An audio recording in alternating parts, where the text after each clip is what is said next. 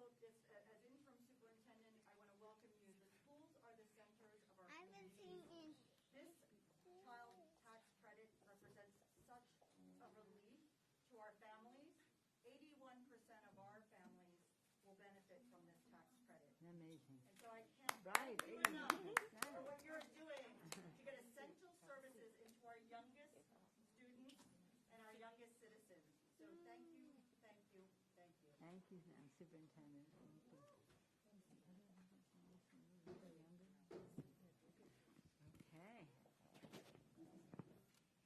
Right on time? Thank you very much for that welcome. Thank you very much for all of the staff who have been working to put together this press conference and the visit from the Speaker of the House of Representatives. We're so thankful for the work that you have put into making this day possible. Let's all give all of LAUSD and the Child Care Center a big round of applause. We thank our board members. We thank the president of the board. We thank the board member that represents this particular district. And so we're here today. We're here today because we want to share with this community and across this country the fact that we have this child tax credit that is extraordinarily important. A lot of people in the Congress of the United States worked on it, and I give credit to a woman who is the chair of the Appropriations Committee. Her name is Rosa DeLauro, who have been working for years, first of all, to ensure that there is a tax credit, and it's, of course, in law now, but this is different. This is different because it is responding to the pandemic, recognizing that parents had lost their jobs, recognizing where there were sometimes two parents working. They could not provide for the family in the way that they had because one of those parents was laid off or the job shut down altogether. And so I want you to know that this response is about making sure the children have food on the table. It's about making sure they have a safe place to live and a roof over their heads. It's about making sure they have the clothing that they need to go back to school. It is about this government supporting the families of this country in an extraordinary and most unusual way. But, as I said outside, we got this and started this in the House of Representatives. And we were able to do some things that some never thought could be done. Aside from the CARES Act, the special money that we put out in December, and then the American Relief Plan, where we're helping families, we're helping children, we're helping businesses and small businesses in particular. None of this could be possible without the Speaker of the House of Representatives. I want you to know that I am pleased to introduce to you, to our children, the families, to the staff, and to everyone present, that this woman, the Speaker of the House of Representatives, the first ever to elected a woman, first to be elected in this country, in the history of this country, serving in her second term, is a powerhouse.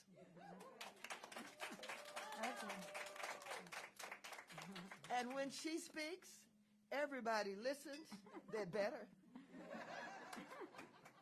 And when she is determined to make something happen, no matter what the odds are. And I could go back and I could tell you some wonderful stories about how Obamacare came into existence. And when they held out on the opposite side of the aisle, she would not close down the assembly until she got that vote. She got the vote for Obamacare, but these are the kinds of things that she does every day. And we're very pleased that she's here today. She's traveling across the country. She's in state after state. And whether it's talking about the child tax credit, or it's talking about rental assistance, or it's talking about small businesses, or she's dealing with something that is on the agenda in front of us all right now. We call it the jobs bill. It is the infrastructure bill. It is huge. And so we're dealing with that. We're dealing with what is happening with the ability for people to vote and not to be interfered with, to be suppressed. She's dealing with not only that from two levels, one being a huge bill, H.R. 1, that will undo some of the harm that has already been done in the states in suppressing the vote.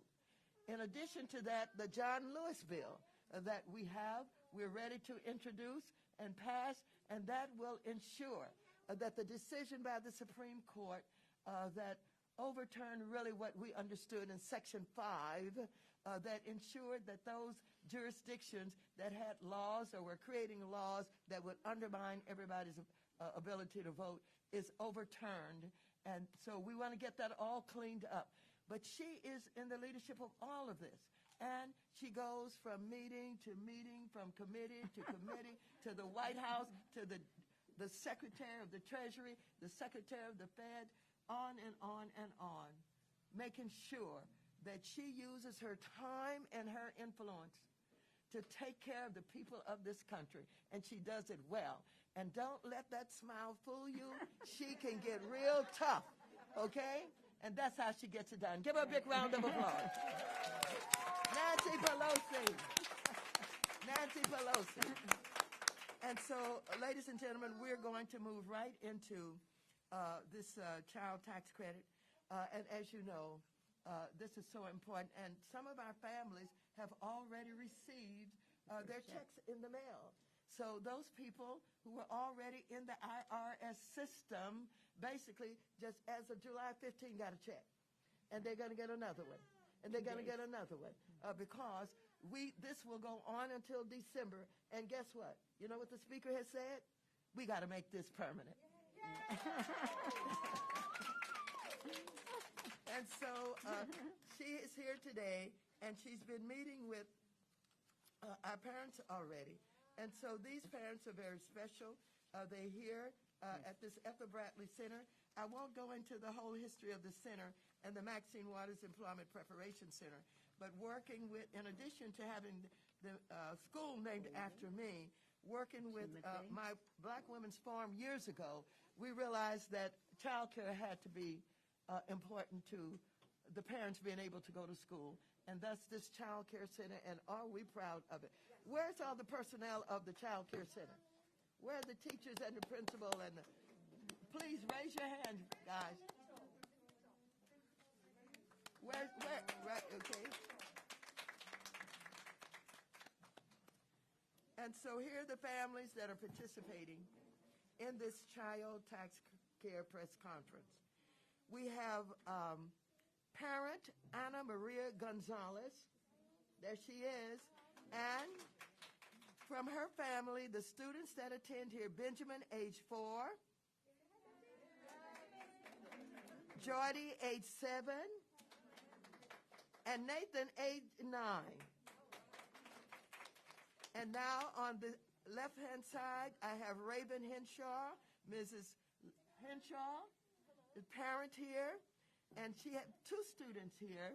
She's got Sadie, age 4, and Timothy, age 2. Now, was I correct in saying that you both have received your payments? Yes, that's correct. Were you surprised? Yes. Okay, I'm going to ask you a little bit about what it means and what you felt when you received it, and what can it do additionally for your family at this time of the pandemic. Please share with us. Nancy Pelosi, I want you to hear from our parents, and I want you to be able to discuss with them exactly what it's meant to them to have this payment. Yes. Madam Speaker and Congresswoman Waters, thank you so much for having us. Most importantly, thank you so much for the child tax credit. It has meant a lot to our family. It was truly a great surprise, and it came right on time. My daughter's 4 years old. She's getting ready to transition into traditional elementary school, It allowed us to get her the things that she needs to go to school, uniforms, etc. As everyone knows, while the pandemic was fully going on, it's still going on. But as we all know, while the kids were at home, they were eating us through house and home. So this absolutely helped with that. It's allowed us to sign them up for different enrichment programs and sports programs. So it was definitely a great help, just a wonderful surprise.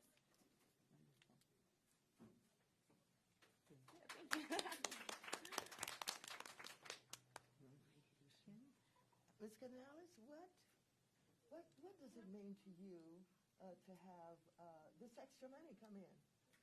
To be honest, it was such a good help with me not being employed because my school shut down and we couldn't go back in person.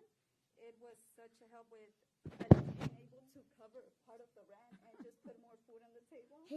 That's how it was helpful to me. And then just being able to make sure that they have what they need for school starting in September and August.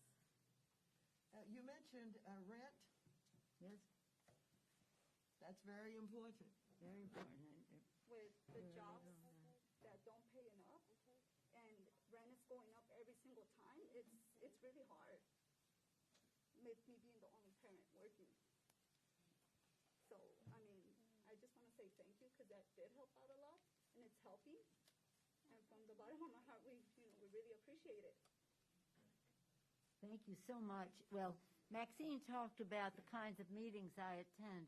None more valuable than hearing directly from the people we're here to help what it means to them, because that helps us take the message back that it has reached, and we're working very hard to make sure it reaches everyone who is eligible, but also that we need to make it as permanent. And that's a challenge right now in terms of the cost. But we think the cost is worth it because of what it means in your lives. I said to them earlier that they, the Gonzalez family and the Hinshaw family, were our VIPs today. Their words were the most important that any of us could hear because they talked about the impact of public policy and what it means to families and what it means to children. Madam Chair talked about Rosa DeLauro, the Chair of Appropriations. For 20 years, she's been fighting for this. But Joe Biden in the White House really made it happen. That's why we call it the Biden tax credit. But I call it the Biden tax cut because that's really what it amounts to. And it also is called, we call it Social Security for Children. This is so important for the children. Maxine knows, and we go back way back before either of us was in Congress, I had no intention of running for Congress, but my motivation was that 1 in 5 children in America lives in poverty. When Maxine was in the state legislature, we could see her great work there, and she later came to Congress, but I left home for the children. And this is part of what we're having for the children is lower costs for families, bigger paychecks for families, and cleaner government for our country so that policies for the children can succeed. I thank Maxine for her kind words. I accept them on behalf of all of the House Democrats who make any of the things that we have done possible. And just to say there isn't any of that Maxine hasn't played a key role in. And it's about whether it's housing. It's the gospel of mass. When I was hungry, you fed me. When I was homeless, you sheltered me. When I was needed this, that, or the other thing. When I was in prison, you visited me. Everything Maxine has been on the forefront. Now is the first woman and the first African-American, so the first African-American woman to chair the Financial Services Committee. She carries enormous weight. So when she sings my praises, she just means Nancy pays attention to the chairs of committees who have so much to do. As we gather here for the child tax credit, and in 2 days, the next checks will come. The next checks will come in 2 days. Sadie, isn't that good? We also want to say that this is part of the rescue package. And the rescue package had in it funds to keep people from being evicted and from eviction, and Maxine Waters wrote that language last year in the year-end bill, and then the further language in the what we call the rescue package. In the rescue package was the child tax credit. But as we go forward for the children, we'll have, what you all know, we'll have universal pre-K. We will have a big transformative investment in child care. We will have family and medical leave, 12 weeks paid, and we will have a big commitment to home health care for children, for people with disabilities, for elders, so that parents can work. As we've said in the other room, children learning, parents earning. That's a good formula for our families. But again, these ideas about moratorium on eviction, how to help renters, how to help mom and pop tenant landlords and the rest, all came out of Maxine Waters' committee. But she also her reach was very pervasive in all the bills to make sure that communities of color, previously underrepresented communities, previously addressed in terms of whether it's COVID or whatever, were written into the law so that we have the outreach to get the job done. It's a pretty exciting time. It's an exciting time. We have a president of the White House who has the courage, the confidence that this is the right thing for the American people, strengthening America. We build our infrastructure. That's a wonderful thing. But we must build the human infrastructure. It's about the strength of our families. So I'm excited to meet the Gonzalez family, and we'll take your message back. And if you have some more things, perhaps Nathan has something he wants to say. No? No? No? You sure? Oh, you do? You got something you want to say? Benjamin actually goes here. And here we are in the Ethel Bradley Early Education Center. What work could be more important than early education? And we're here in a place that is part of the Maxine Waters Employment Preparation Center. So this value system has been there, and when I say listening to them is the most important thing, because we take back ideas about how to shape policy. Well, Maxine's been doing that for a number of years now, and it translates into public policy, springing from meeting the needs, understanding the needs, meeting the needs, public policy for the people. And it really is the most important thing. The strength of our democracy, Maxine mentioned some of the voting rights. The strength of our democracy is a strong working class, middle class, and those who aspire to the middle class, to keep our democracy strong. It's under attack both in many ways, and we are there to protect it. I always say the middle class has a union label on it because that's how we got a middle class in the first place. But these are some of the debates we're having in Washington. But getting back to the children, first and foremost, when people ask me, what are the three most important issues facing the Congress? I always say the same thing. Our children, our children, our children. Their health, their education, the economic security of their families, including pension security for their grandparents and the rest, a clean, safe environment in which they can thrive, and a world at peace in which they can reach their fulfillment. So I thank Maxine for her leadership in so many ways over such a long period of time. I want to join her in thanking the LA Unified School District, the representatives, the superintendents who are here, and the members of the board. Thank you all very much for being here. And unless the children have any comments, questions, or whatever else, you do say busy over there. you okay?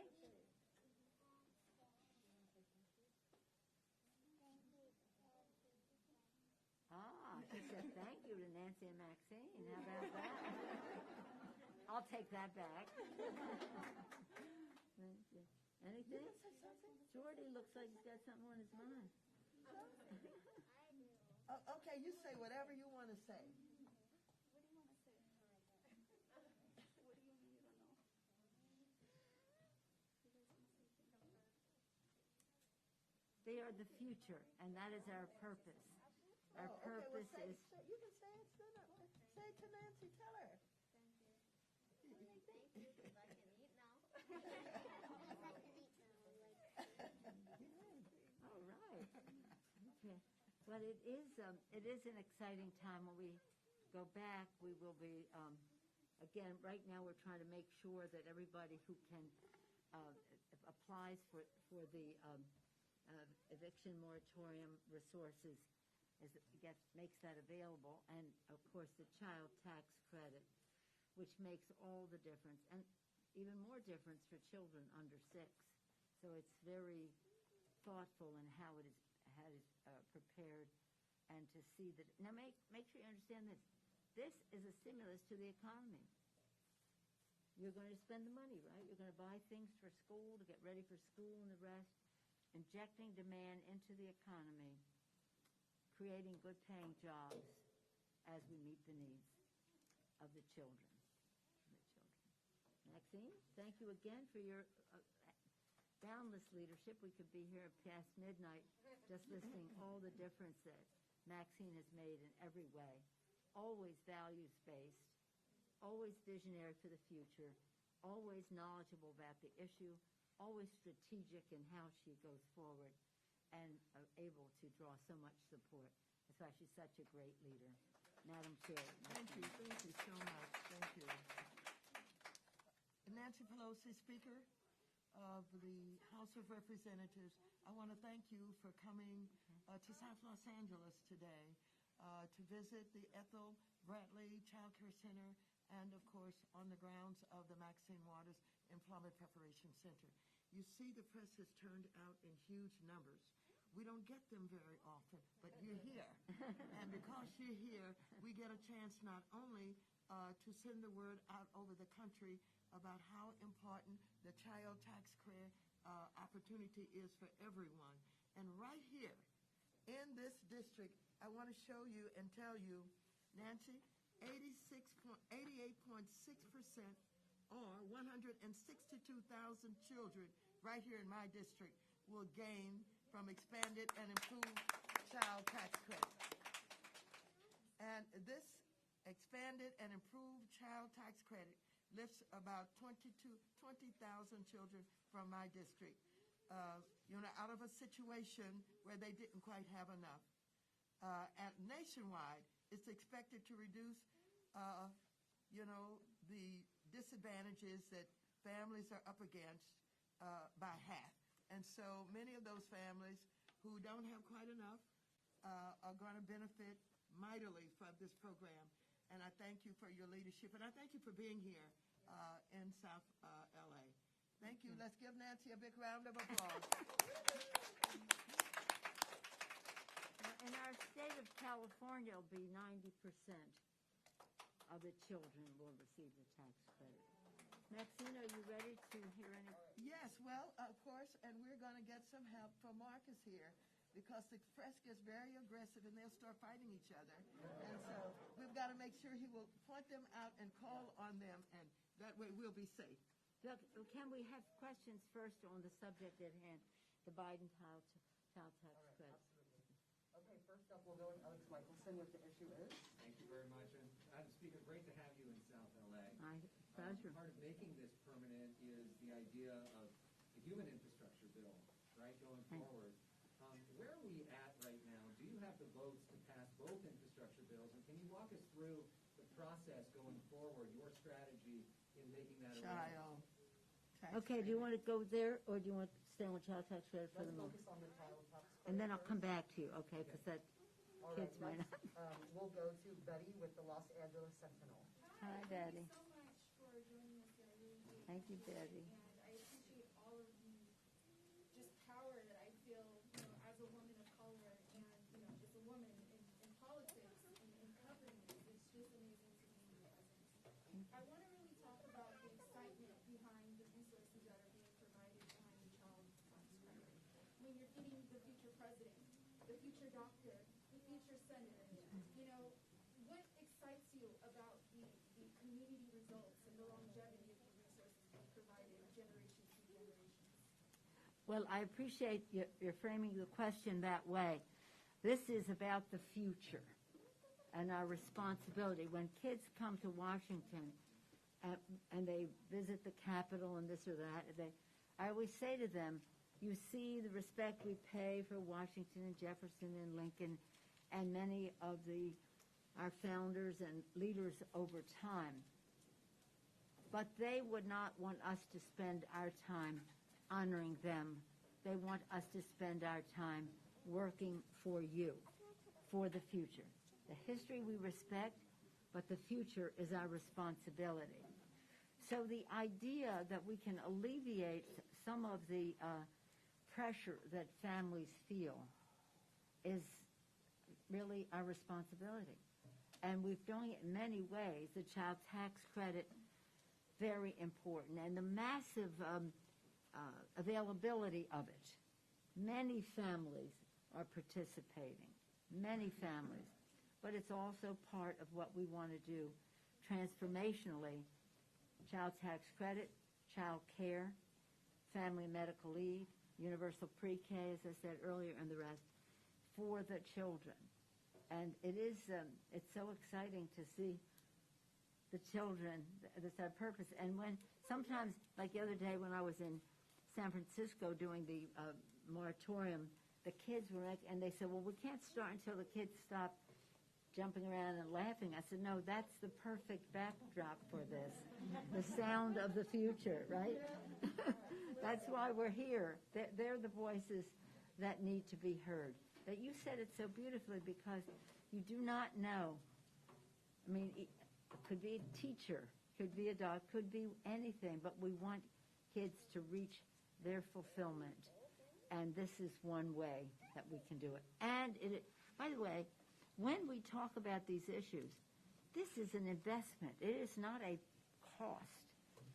It will bring money back to the economy, as I mentioned earlier, but nothing brings more money back to the Treasury than the investment in education. Early childhood, as we have early childhood, K through 12, higher ed, post-grad, lifetime learning for our families, our workers. So any investments in education or the children are not a cost, they're an investment, and they reduce the national debt, not increase it. Okay, next we can go to Hunter. Maxine, did you want to say anything about that? Well, no, except I want to thank the Los Angeles Sentinel representative for being here. And I think Nancy Pelosi has defined it so well based on what we care about, what we put at the top of our agenda, and how we've been able to do what no other Congress in the history of this country has ever done. And when we talk about the way that we organize, and it does cost money, and we do get a lot of resistance, but we believe that investment in human potential is what will keep this country great and will move this country forward. And so I'm so very pleased and excited. When I put together my flyer about this event, I put together a flyer, and I said, if someone will hand me my flyer, what I said was, I did not want the language oftentimes of politicians in Congress, because we speak a certain way and we understand what we're saying, but for this flyer in both English and Spanish, instead of describing it the way we would normally do, I put how to get your money. And we say new cash payments for your children, and it describes how to do it. And so I wanted in every way that I could to make it plain so that people would understand it. In the Spanish language also. And so I took it back to Congress and I gave it to Rosa DeLauro, and they passed it out among our colleagues, and many of them went back to take it to their districts so that people would understand right away what this is all about. So thank you, Nancy Pelosi, for your leadership. Thank you for willing to spend money. Thank you. And thank you for willing to put up the fights. And thank you for the long hours you take convincing people. She's good at this. She is so good at convincing people. She takes the time to talk. And when I'm with her and I'm watching her do this, I think to myself, oh my God, how can she be so patient with explaining something? She's good at it, and that's why she's successful. Thank you, Nancy. Any more questions on child tax credit? Yes, we'll go to Ms. Lamar with KJLH. Hi there, ladies. Bringing greetings from first. I'm Karen Slater, General Manager. Thank you both for being here. We really, really do support the work that you do. Thank you, as these families do. How can we support you in getting this permit? What kind of battle are we looking at ahead of us with that? I know she said, Madam Speaker, that you're great at convincing. As long as you get it, I know you got it. But what can we do here, these families that are so appreciative, and those in the community, what can we do to help you make this more permanent for these families that really need it? Well, I appreciate your question. As I alluded to earlier, but I'll make it more clear, the effectiveness is the most persuasive argument.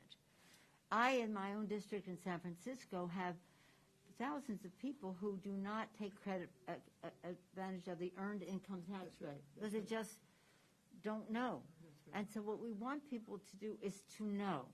Communications have enabled us to reach people in real time in different ways, but not everybody is attuned to the technology and the rest of that. So what we're doing here today is very important. Communities, community groups that are culturally, linguistically appropriate, as well as giving people trust in them, need to help us reach as many people as possible so that they take advantage of the Biden tax cut, I call it. And that's the best argument, that the opportunity was there, that people took advantage of it, that it's making a difference in their lives, as was said earlier by Anna and by Raven, as the difference it makes in their lives. We do have a debate about the cost, and again, we believe that a budget should be a statement of our national values. What is important to us as a nation should be how we prioritize our investments and their effectiveness. So effectiveness is eloquence when it comes to trying to persuade the policymakers. So to the extent that you can make sure that people take advantage of this, as the Raven's family has and Anna Maria's families have, I thank you for your generosity of spirit, time, and privacy to share your story. But that's the most important thing, showing that it works. That's how we can make it stronger and longer. So, Nancy Pelosi, just in terms of the community, Ada Lamar is from KJLH, the Stevie Wonder station. Oh.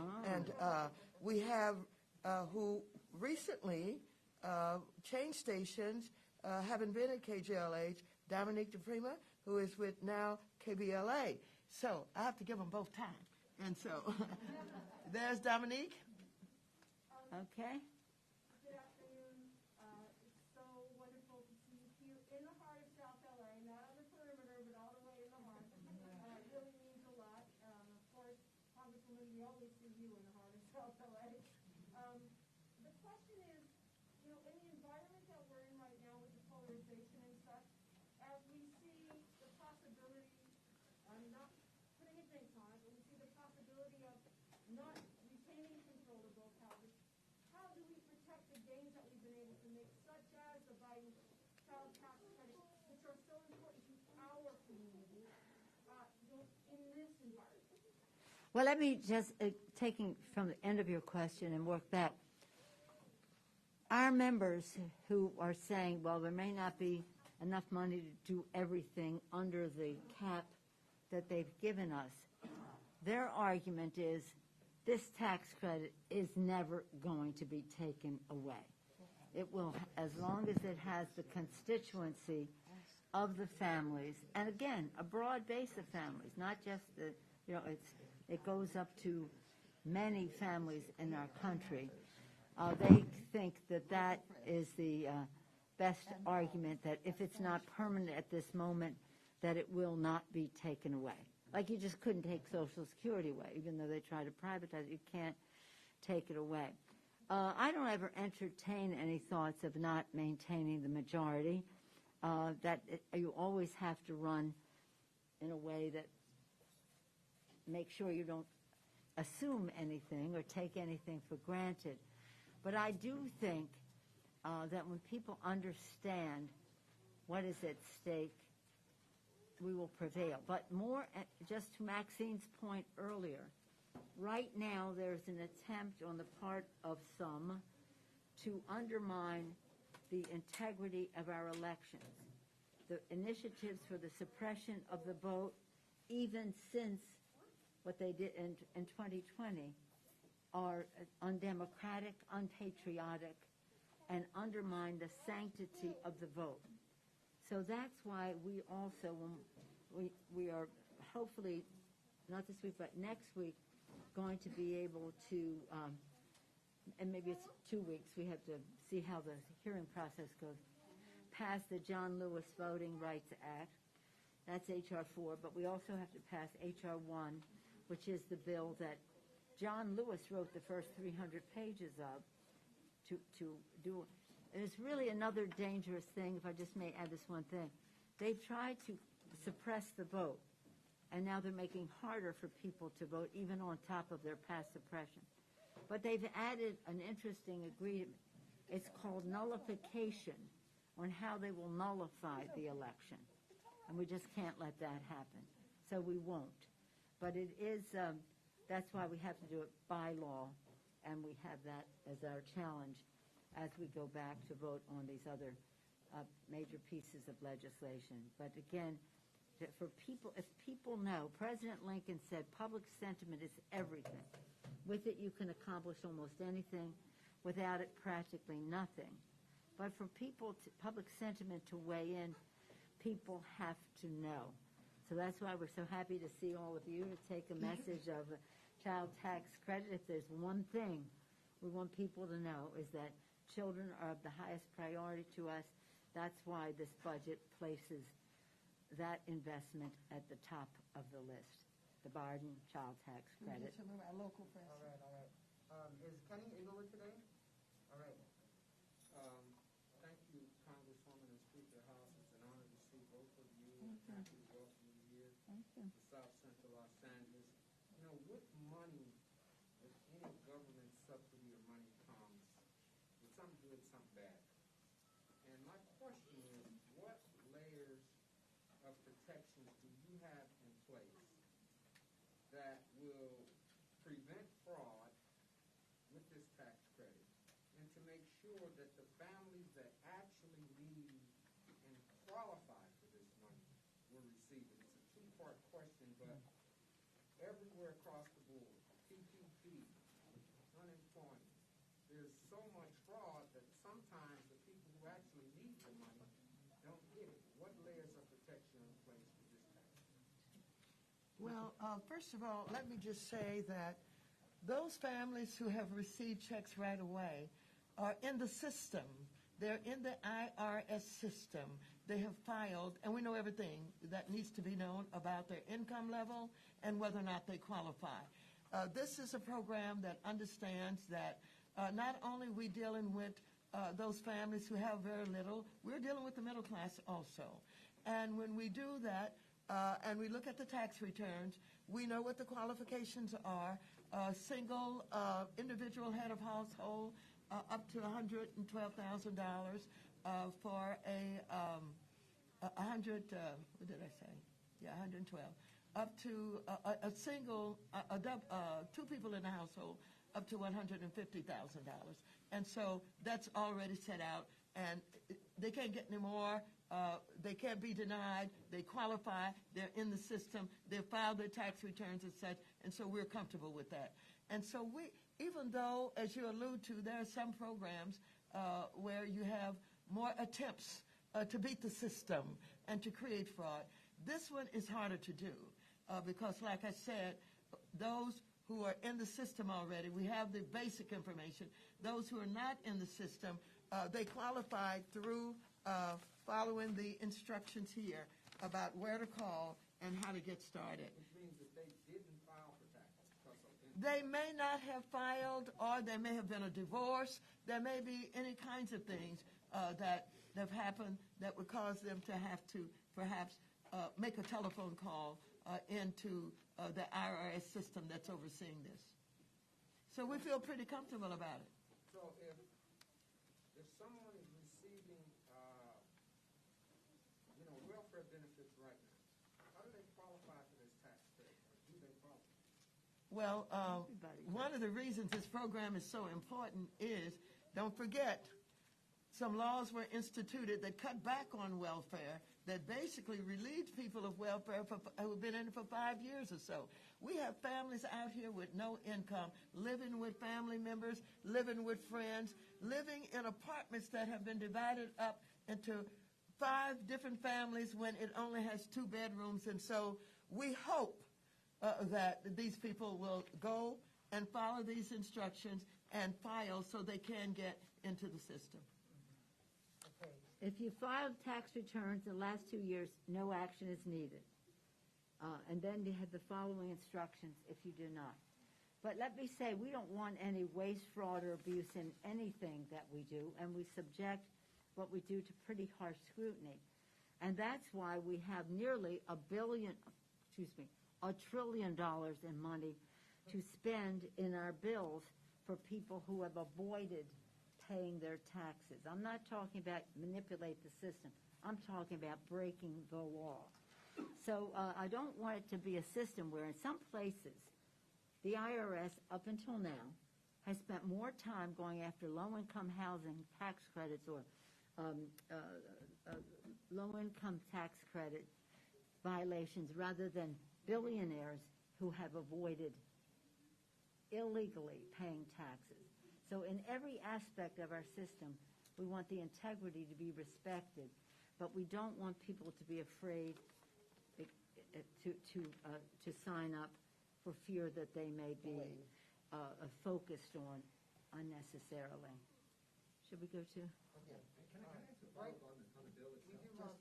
No, excuse me. All right. We're going to go to Sue Favor with the wave. We'll come to you. I'm Don't taking leave. my local press first. We can't hear you. Sorry, it's an honor to be in your presence. Thank you very much for coming. I heard that. I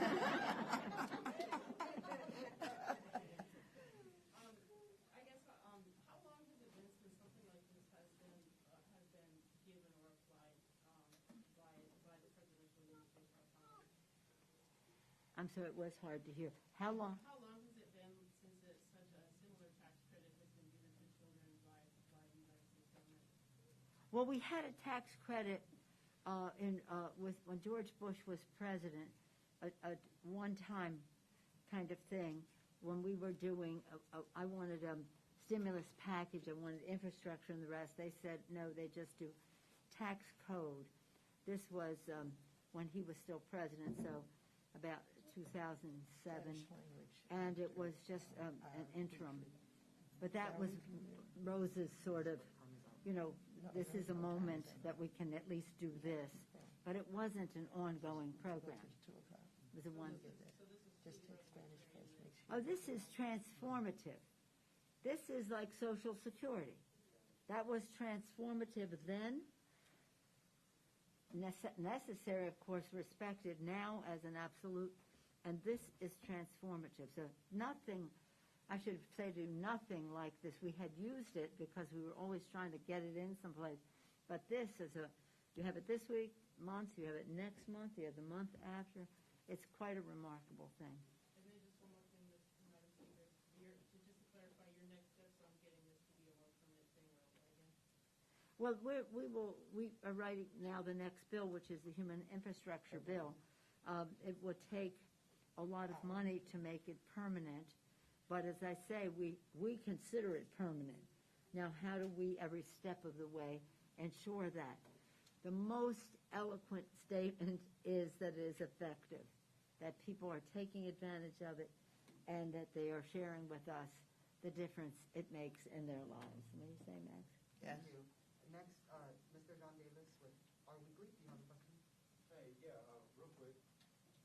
So it sounds like, you know, in the future when you're doing economic stimulus, if you can market it around the fact that it will directly impact children, it'll be hard for people to say no. Am I on the right track with that? This is so widely popular in the public. I'm not speaking for the Republicans in Congress because not one of them voted for this. Not to get political here, but not one of them voted. But for what we're doing now. See, what we're doing now is in the rescue package. What we want to do into the future is in the next package. So again, in the rescue package, we didn't get one vote on the other side. So our message is to the American people, and their support for this is what is important. I would hope that it could change the minds of some of the other folks on the other side of the aisle if they hear from their own constituents how important this is. But they probably go home and take credit for it when they won't even vote for it. Okay, all right. Next, we would like to go to Spanish language media. So, Univision Telemundo, Estrella, any questions from you all about the child tax credit? What would you say to families who are scared or who think they will have to pay this back within the next year? I'm sorry, I just couldn't. What would you say to families who are scared or who think that they have to pay this money back within the next year? Yeah, they have to pay the money back within the next year.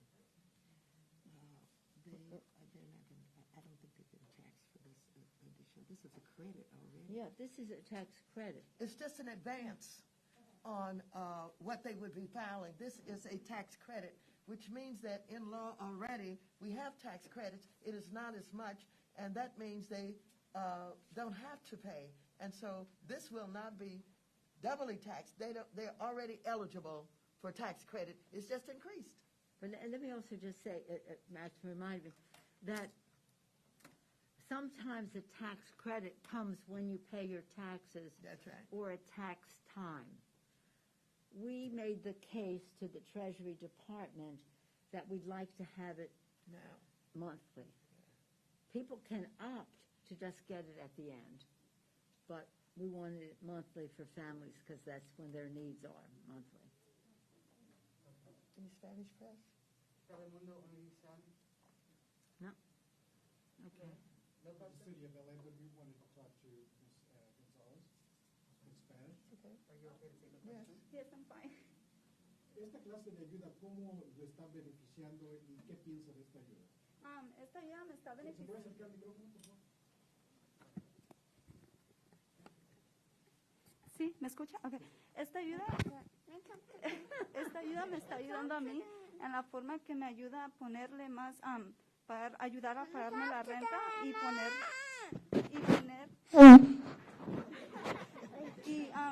y terminar de poner comida en la mesa porque la renta está subiendo y los trabajos no están subiendo. O sea, el trabajo está igual, no está pagando más y nos está pagando menos.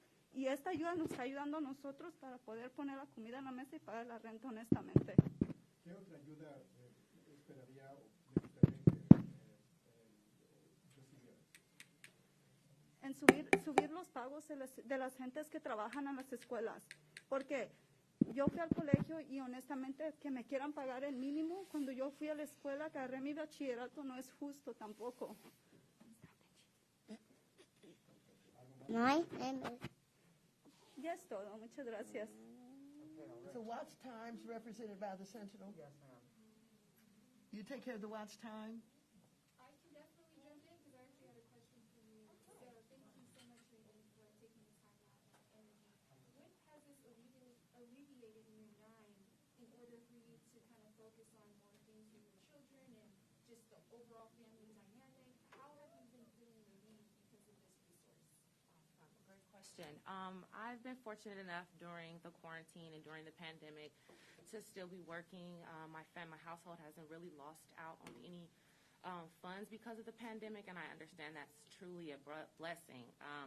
But with the tax credit, it has just given me more confidence to be able to put my kids in certain programs, different art programs, different type of STEM programs that I might have passed on prior to having the credit, just trying to make sure that I had money for the essential bills.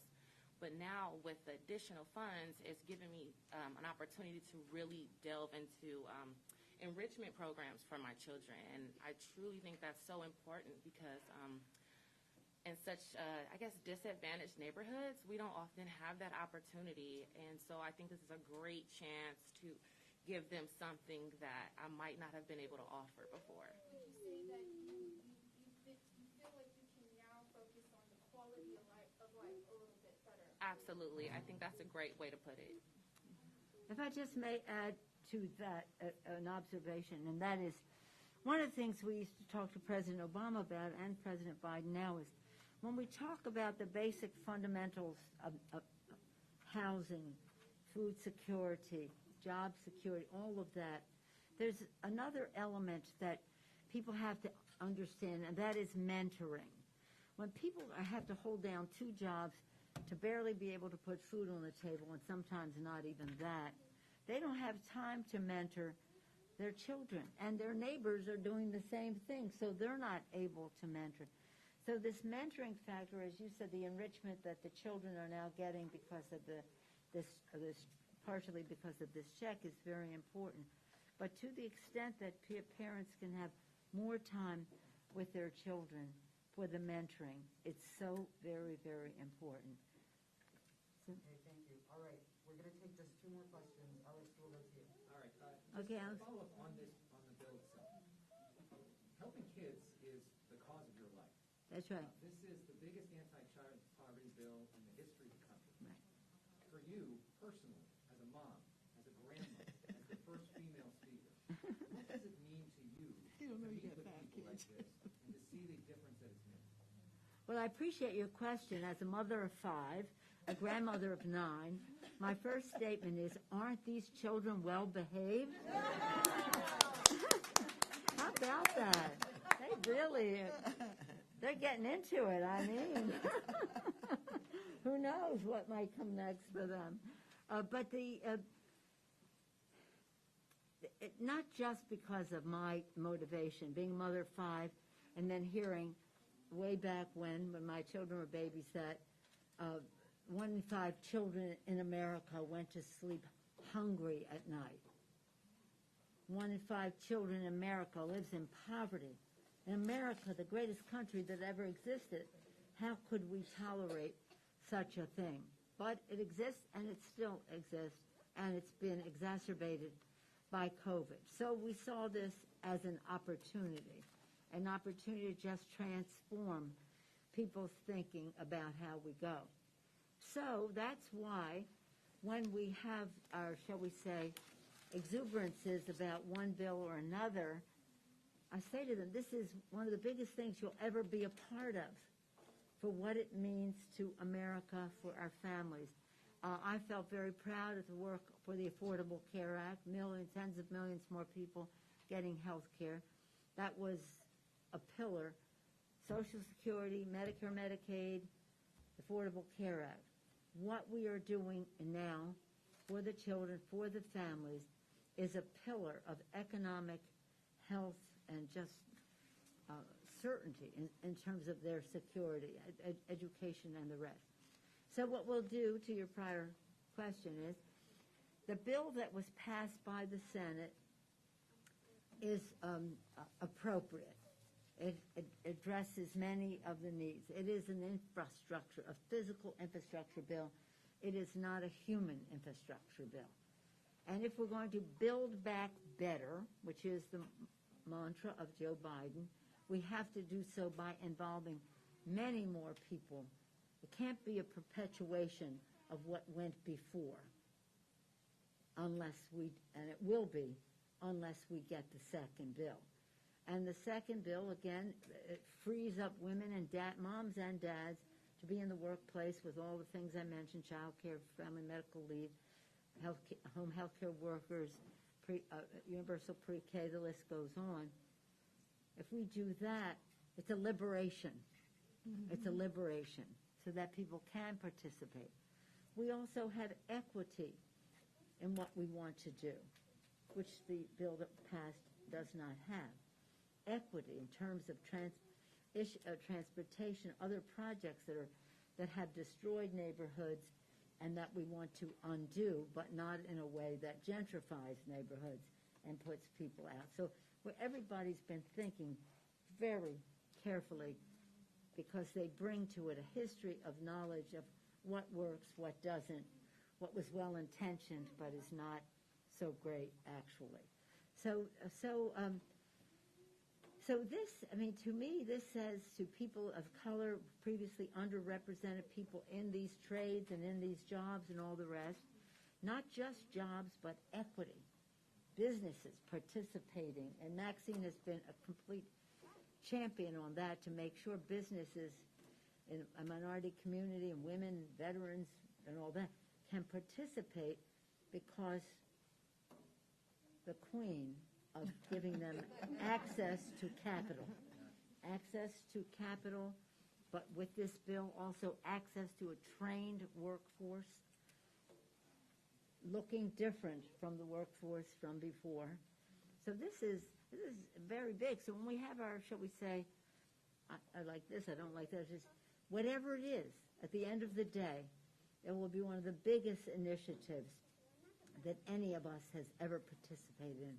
And we're grateful to Joe Biden for his fidelity to it. He said, just so you know, he said, and I've heard him say it in the room with the Republicans, I want to find our common ground on infrastructure. Where can we agree?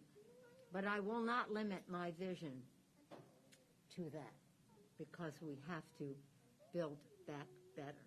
Now, some of us say, build back better with women. Maxine, No, I'm fine. Now, let's hear from a couple of more. We don't have a bill yet. Okay. We don't have a bill yet, but when we bring it to the floor, we will have the votes. Thanks. Does KBC have a question? Yes, off-topic. The census came out this morning, and the numbers for California may lose the congressional seats. Any thoughts on that, Madam Speaker? Well, I haven't seen all the numbers yet. I know that was what was anticipated, but whatever our numbers are, our power will be great in the Congress of the United States. But it is a recognition. This is the first time since, when was the first time? 1798 or something was the first census. This is the first time since then that the white population is declining. It was always on the upswing. So that speaks to the beautiful diversity of America. It speaks to how that population the demographics will weigh in politically. But again, I haven't seen the numbers, and when I do, I just don't like to work off of samplings. I want to see the numbers. But since you mentioned off topic, let me just say about California, I want everybody to get out the vote. I have my own operation working to get out the vote, making calls to defeat the recall of our governor. Everything we've talked about here, whether it's free meals for all kids in public school, whether it's expanding health care to the beautiful diversity of our state, whether it's housing, a longer moratorium than any other place in the country.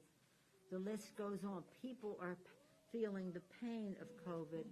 Many of his initiatives have alleviated that, and we want, but I'm a grassroots organizer, so my whole thing is your campaign has to own the ground. Just turn out the people, and that's what we have our operations doing, to turn out the vote. so that we can put down, again, our system allows it, we respect it, but we do not like it, and we will not, and we will defeat it, the recall. Thank you. Maxine, any closing Okay, comments? we have two more, and then we'll be finished. Oh, okay. Yes, all right, KMBC? Is KMBC president? Question? No, okay.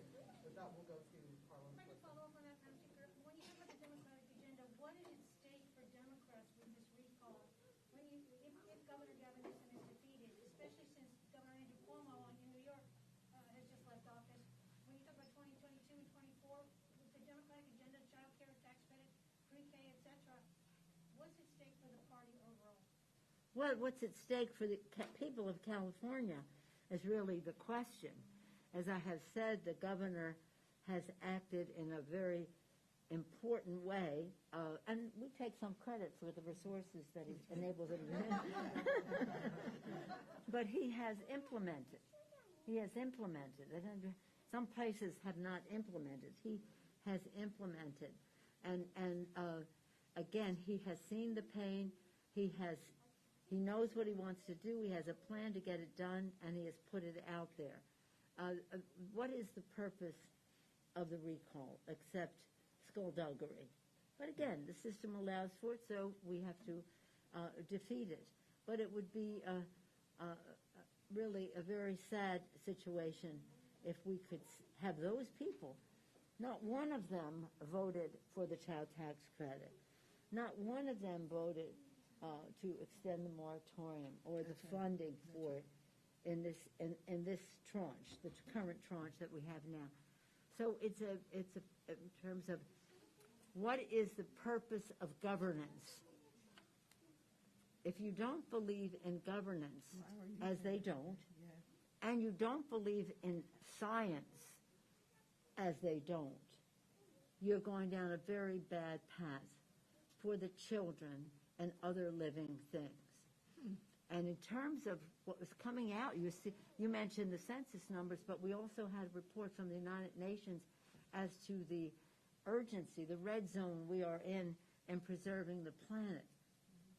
And that's so essential to our children. It's a health issue, the air they breathe, the water they drink, the jobs their families can have, just the moral responsibility we have to them to preserve the planet.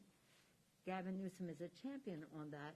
The other side doesn't even believe in it, that it's happening. So it has every aspect from the free lunch program in schools to preserving the planet.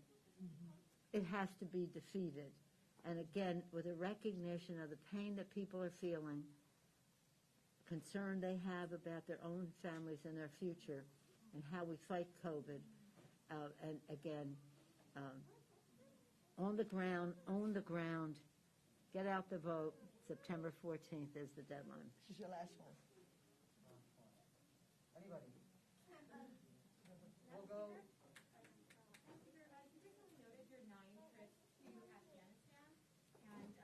As we continue to see provincial capitals falling to the Taliban in Afghanistan, U.S. intelligence said that Kabul could fall within 90 days. I just wanted to know what your thoughts on that were and what it means for Afghan defense forces, and especially, or particularly, women in Afghanistan that had made so many gains in recent years if the country's returned to Taliban. Well, the women and girls in Afghanistan were something that did bring us together, Democrats and Republican women, Laura Bush, Michelle Obama, Democrats in the House and Senate, largely the women, but some of the men, about the women and girls in Afghanistan. I've probably been to Afghanistan at least 9 times. So I saw the girls in school in the hinterlands or the professionals in the capital.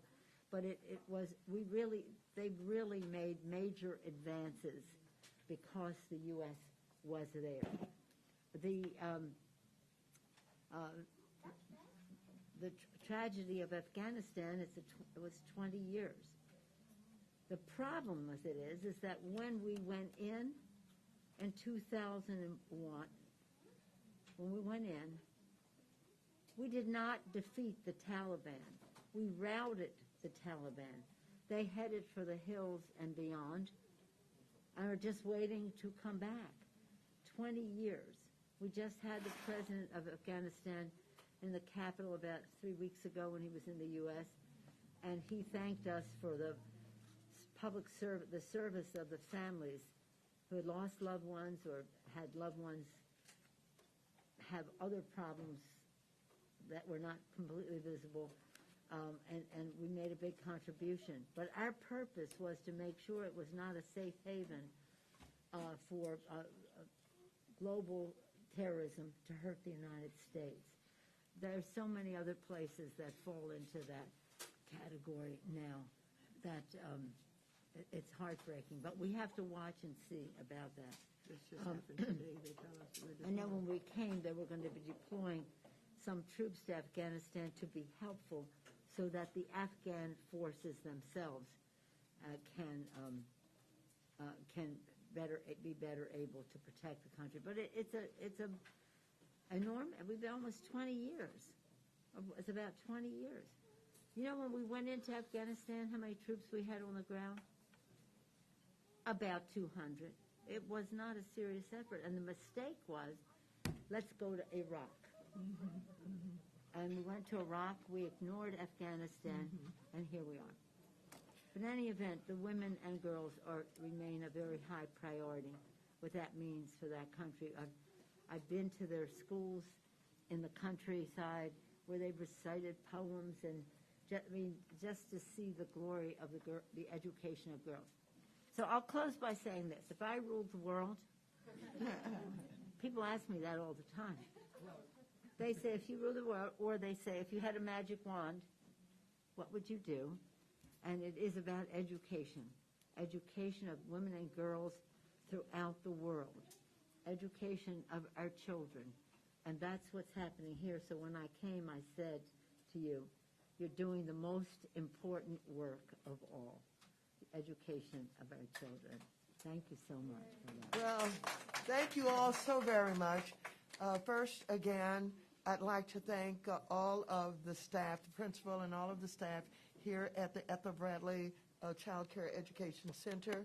I'd like to thank the principal of the Maxine Waters Employment Preparation Center. I'd like to thank the parents who came today and shared their stories with us. I'd like to thank the children, and then I would like to thank all of LAUSD employees, our elected officials, our board chair. I'd like to thank you all so very much. Thank you, press, for showing up today. Someone asked, how can you be helpful? There are a few ways you can be helpful. First of all, we'd like you to tell the story and carry the message from here today. But I'd love some public service time. See if you can get some public service time addressing this issue for our children. Thank you all so very much. Give yourselves a big round of applause. You've enjoyed this here. Oh, hi. You're back here with us. You got it. Thank you, kids. Weren't they great? Weren't they great? Yay, Sadie. Yay, Benjamin, Jordy. Nathaniel. Nathan. I like your hair. This is my special baby here.